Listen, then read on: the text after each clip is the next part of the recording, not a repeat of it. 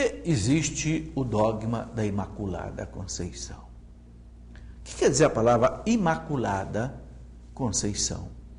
Imaculada Conceição quer dizer que Nossa Senhora foi concebida de maneira imaculada, ou seja, sem mácula, sem mancha do pecado. Então a Igreja ensina que cada um de nós, quando é concebido no seio do seu pai e da sua mãe, concebe também o pecado original. Aquele pecado que passa, que se transmite de pai para filho e que é apagado pelo nosso batismo. Né? E que, de certa forma, faz a criatura ser submissa às trevas, ao demônio. E por isso que se batiza logo a criança, para tirar logo essa escravidão da criança.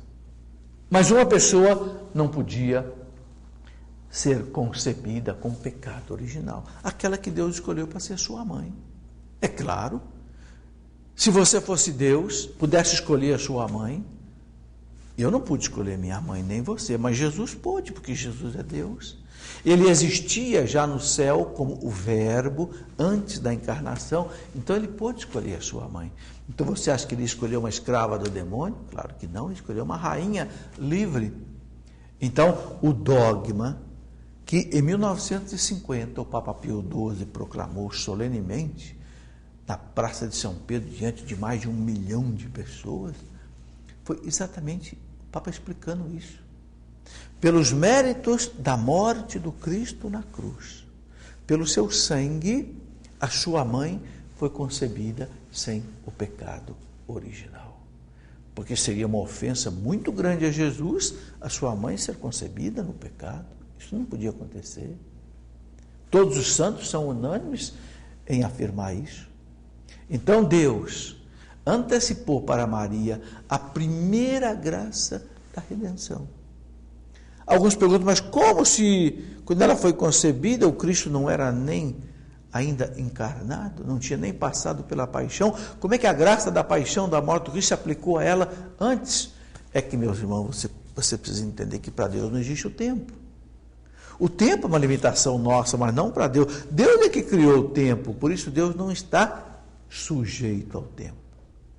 Para Deus não tem passado, presente e futuro. Para Deus tudo é presente. Você entendeu?